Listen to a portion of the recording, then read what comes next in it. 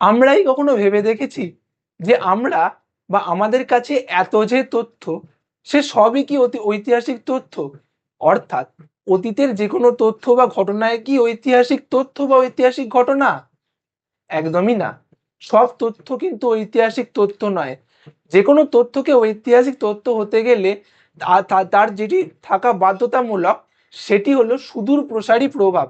অর্থাৎ যে কোনো ঘটনা বা যে কোনো তথ্যের একটি রাজনৈতিক বা অর্থনৈতিক বা সামাজিক বা সাংস্কৃতিক বা অন্যান্য যে কোনো একটি সুদূর প্রসারী প্রভাব বা দিক না থাকলে সেটি কখনোই ঐতিহাসিক দিক বা ঐতিহাসিক তথ্য হিসেবে আমরা সম্বোধন করতে পারি না।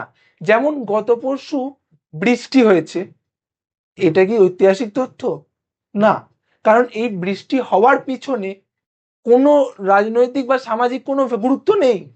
যেমন বৃষ্টি হয় বছরের পর বছর, দিনের পর দিন, মাসের পর মাস বৃষ্টি হয়, তেমনই বৃষ্টি হয়েছে, নতুনত্ব কিছু নয়। কিন্তু 1947 সালে ভারতবর্ষ স্বাধীন হয়েছে, এটা কি ঐতিহাসিক তথ্য? অবশ্যই, কারণ ভারত বারবার স্বাধীন হয়নি, ভারত একবারই স্বাধীন হয়েছে এবং তার সুদূরপ্রসারী প্রভাব আজও আমরা বহন করে নিয়ে যাচ্ছি এবং ভবিষ্যতেও নিয়ে যাব।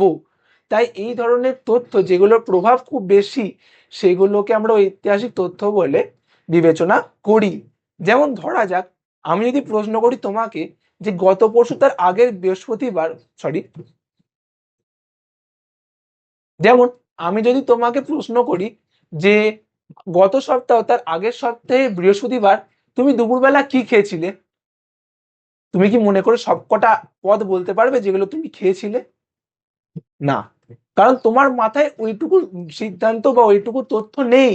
হতে পারে যে ওই বৃহস্পতিবার দিন তুমি কারোর বাড়ি নিমন্ত্রণ খেতে গেছিলে এবং সেই দৌলতে তোমার মনে আছে। অর্থাৎ আমাদের মনও কিন্তু অত সূক্ষ্ম এবং তাৎপর্যহীন কোনো তথ্যকে মনে রাখে না।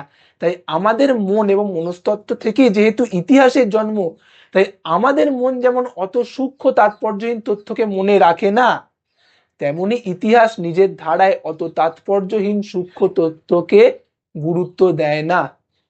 কেবলমাত্র তাৎপর্যপূর্ণ সুদূর প্রসারী প্রভাব যুক্ত দিকগুলোই ইতিহাসে স্থান পায়, নচেত না।